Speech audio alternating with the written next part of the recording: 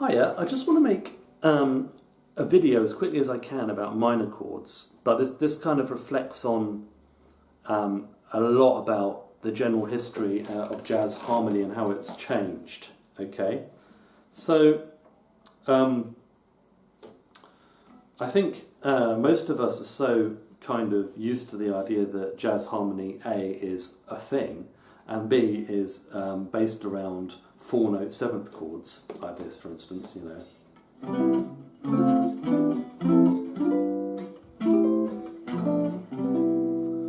That we kind of almost accept it without question. But the thing of it is that particularly with minor chords, you have an interesting situation because you have three basic types of minor scale, even before you get into the modes. So probably four commonly used ones. I mean, I suppose the main ones for jazz are probably the melodic, harmonic, and Dorian modes, right? Harmonic minor, and Dorian modes, probably the most commonly used minor sounds in jazz. But even if you sort of take like the Dorian and the melodic minor, then you have this issue about, you know, is there a minor seventh in it or a major seventh, right? And major seventh has a profoundly different sound. To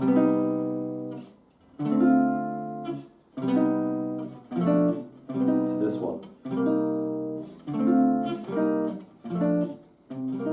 Okay. Now, the minor seventh sound is very floating, it's very natural. But to me, you know, even when I was starting playing, I always felt that sort of lacked a bit of that just unadulterated pure minor quality, which just a minor, straightforward minor chord has. On the other hand, these sort of enriched kind of sounds with the minor seventh can sound a bit too complex, depending on, you know, that would make a good ending chord, obviously, James Bond, you know. Minor sixths sound good as well. And of course, the nice thing about the sixth is if you have the sixth, then you can avoid playing the seventh. So you can have voicings, for example, this is C minor 6-9, which is a nice one. But again, it's kind of almost more of an ending chord than a sort of general comping chord. And then we have, you know, obviously the minor sixth. And it's interesting that, you know, the sort of cornerstone of Barry Harris's theory is the idea that the sixth chords are the basis of jazz harmony, not the sevenths, which is the first time I really came across an alternative approach to thinking about jazz harmony from the sort of mainstream approach that I'd seen. Now, the thing about it is that I kind of reject this idea that that jazz harmony is something which you can say, that is jazz harmony, right there, you know. Perhaps in modern music, because everybody's been through Berkeley and places like that, and they've kind of learnt the basic syllabus. Even if they then diverge from that, that's kind of their basic reference point. So it might make sense to talk about that in the past, you know, 40 or 50 years or so. But in terms of like Duke Ellington, Charlie Mingus, Charlie Parker, Bud Powell, Thelonious Monk, you know, whoever you can think of, you're really looking at quite a lot of different approaches. Bill Evans, you know, you're looking at all these different approaches that are not the same. And somehow this has become a sort of turned into an orthodoxy, which, you know, is fine. It's what you need to continue, but it's also important to understand where the orthodoxy comes from. So, in terms of minor chords, I mean, I've been listening a lot to Wynton Kelly on Soul Station, and it's quite interesting how much he just uses straight minors. For instance, in If I Should Lose You, boom ba, boom ba bo ba bum, boom ba bo bo bo dee da. Boom, ba, ba, do, ba. I mean, there's nothing wrong with that, is there? Boom, ba, ba, do, ba. Boom, ba, ba, ba, ba, di, ba. Boom, ba, bo, yo, ba. And so on. So, I mean, what I'm saying is that, like, that kind of minor sound, on its own, we might think that doesn't really sound like jazz, but in context, run like chromatic lines going into minor sixth or whatever as well, it can sound great. So it's like knowing your, I mean, there's a great video by Peter Bernstein that I'll link to below where he talks about this kind of stuff. But really it's about knowing what your sounds are. This is as true as major, as true for major. For instance, if we play F major 7th, that everybody thinks that's a jazz sound, or this is a jazz sound, but really, I mean, you listen to some of the early bebop stuff, and they were just playing major triads, and because Charlie Parker was playing what he was playing over the top, of course it sounds like jazz. So this really kind of taps into a couple of things. First of all, it's the role of the accompanist, and I think the role of the accompanist is not to get in the way of the soloist. So if you're playing chords to pad out the harmony a bit, actually it does make a lot of sense that these chords be reasonably simple. And this might be kind of a guitaristic approach, because when I play the guitar I'm really looking at these little sort of small voicings with movement, rather than sort of these kind of bigger sort of stacked things that people might play on the piano in certain styles of jazz. Even stuff like that, that's only 3 notes, so I can go, what am I doing?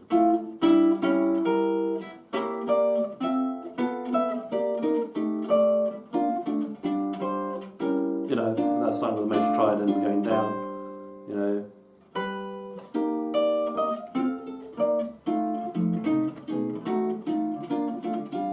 rather than sort of thinking about maybe, having to play, fixed voicings of 4 notes or more. So that's kind of where I'm coming from it as well. So, but I mean, if you have a soloist playing over a minor chord, I want them to feel that they can use Dorian if they want, or they can use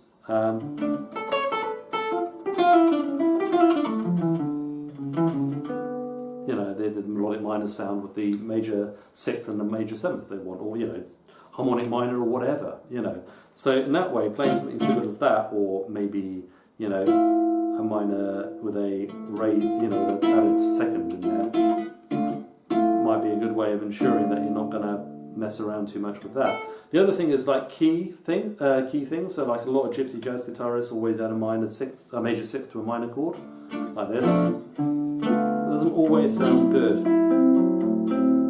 Like for instance, for an F. And that can take away from that key.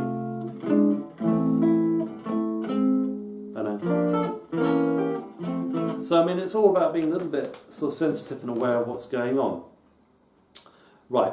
The second thing that's really big is the way that our perception of jazz harmony has evolved. And I would describe this very much as a steady process of unification between sort of left-hand harmony and right-hand harmony in the piano. What do I mean by that? Well, in the early days, accompaniment was very much based around triads, dominant chords, diminished chords, the sort of furniture that you can get from like Western classical harmony, right? Simple chords. And meanwhile, the other hand, the right hand, would be playing all kinds of stuff. So, and by that could be extended to the left hand, could be the whole rhythm section. So banjo or guitar, double bass or tuba, drums, piano, left hand, whatever. And the other side, the sort of front line could be trumpet, clarinet, whatever. Okay? Vocals. So a good example of this would be, like really early on, you have a tune written by Lillian Armstrong, which is Louis Armstrong's wife, and recorded in the 1920s. And the melody of this tune goes like this. So what have we got here? Well, this is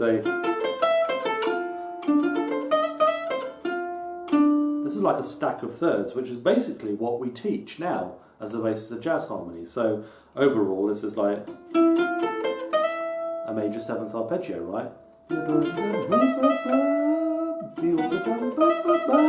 Okay, sorry, E's a bit high for me. But of course, if you're playing banjo in this kind of music, you would just be going, playing that kind of thing, right? Or probably more like this. Just the F major triad, basically. So, and this happens a lot in Louis' music, I should really call him. I don't think you're allowed to call him Louis Armstrong unless you're actually from New Orleans. Just as you're not allowed to say New Orleans. So this is interesting. This caught my ear right away, and I noticed it in lots of musicians of that era. Django, the melodies of this era. So, for example, moving a little bit later onto the swing era, we have Stomping in the Savoy. This happens over a major chord, right? So it's got like the 7th in there. It's like a superimposed minor triad. So it definitely gives you that D flat major sound. I suppose it does resolve to major 6. It's not that crazy or out of the ordinary. But you know, they were already putting these notes in the melody. So I think what happened is over time, and what these notes started, these melody notes on top of the chord started to be thought of as part of the chord. And a very good example might be something like Cherokee, where we go ya ba ba ba ba ba.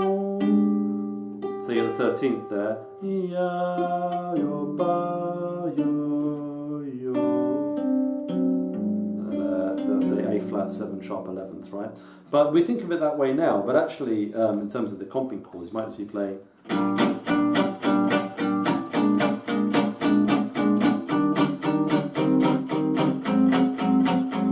Like that, which is very, very simple, because I want the melodies to do what the melody's doing, but I don't necessarily want to get involved in all these funny notes on top. But of course, if you write that out as I mean, that's appropriate if you're playing that kind of Freddie Green style of rhythm guitar, just to play simple chords. But these upper structure notes increasingly get written into the part. And if you've ever seen a big band part with some crazy chords in, like when it's like quite traditional big band music, what that normally is normally the arranger has actually written some of the horn voice leading into your guitar part, so you get these crazy looking voicings, you know, and lots of, and it's quite fun reading that stuff. But the underlying harmony might be something as simple as like 1 6 2 5 or something, and they've written all this crazy stuff over the top. So I think that was when it started happening. I mean, even if you like listen to Bud Powell, that generation of player, the left-hand harmony is pretty simple. It's what we call shell voicing, so tenths, maybe sixths chords, occasionally thirds and sixths together, dominant sevenths. You know, nothing crazy. Everything harmonically rich is going on in this hand. And I think what has happened is slowly over the period, like development of jazz piano, starting after the bebop era. Actually, bebop is usually named as being the important sort of step, but actually, what you start to get is more in the 50s, is actually people start to integrate the two hands, and I'm thinking of Ahmad Jamal here. His style is not really so linear. He's more interested in textures and chords. Big influence on Miles Davis, of course. And Bill Evans starts to incorporate kind of more of a sort of sound world from people like Scriabin and Debussy and people like that. So you get these slightly richer chords and more of a two hands together sort of thing. So the two worlds start to merge in together. And then by the 60s, of course, you have Herbie Hancock and Chick Corea, and the start of the kind of really the sort of modern piano movement, I guess, and Berkeley and the chord scale system and so on. So now in the chord scale system, we think of a chord shape like this, chord sound like this, which is A flat 7 sharp 11th, and there is a scale associated with that where we can play, and also a sort of way of stacking up the thirds. So in this case, it'd be something like this, I guess. Sorry. Turn into a scale.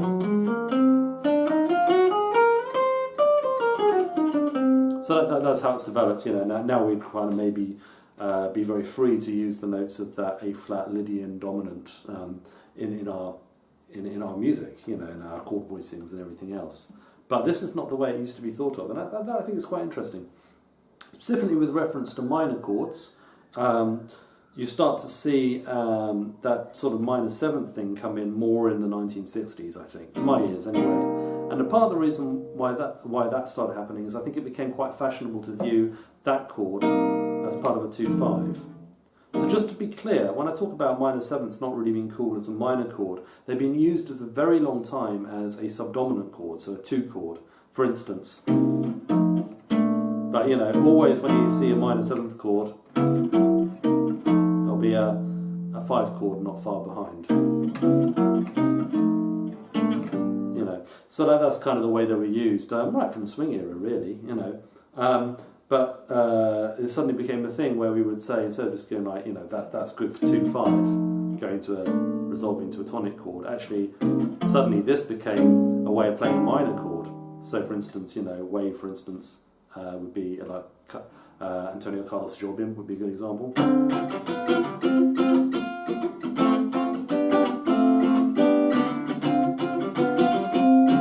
Now that to me screams 1960s right away, okay? And the way that people would solo over that is instead of playing the minor, you might play over G dominant.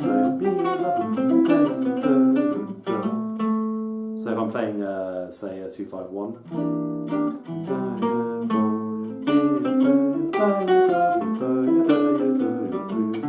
Now that has more of the modern jazz sound, right? So what I'm saying is that think about how using a minor, like a true minor sound, you know, that sounds like itself. You got a minor sound with a sixth, got a minor sound with the major seventh, and that's very commonly used by just playing like an A major triad over a D minor chord.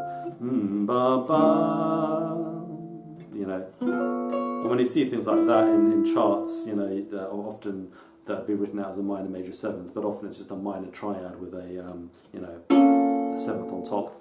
And those voicings are popular in the 1950s, the sixth voicings, 6 nines, minor major sevenths, and just straight minor triads, and these things with an add 2, like Barney Kessel and Bill Evans.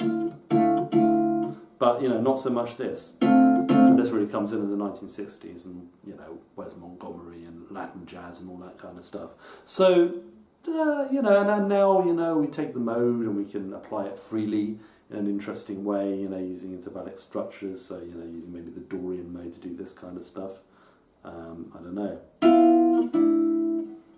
You know, this sort of thing. You know, so it's a whole new, you know, chordal chords, of course. That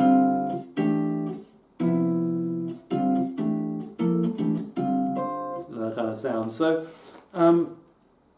but, you know, be aware of the sound of the minor, and sometimes actually just all you want is a minor chord. And I don't think I've ever had a soloist turn around and say, look, dude, could you play more complicated chords? Because really, when it comes down to it, the soloist is defining the harmonic space every bit as much as you are, and I think sometimes we can tend to forget that.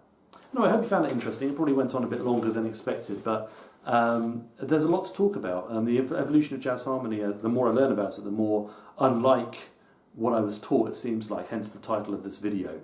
So I hope you enjoyed it and found it interesting. Thanks for watching.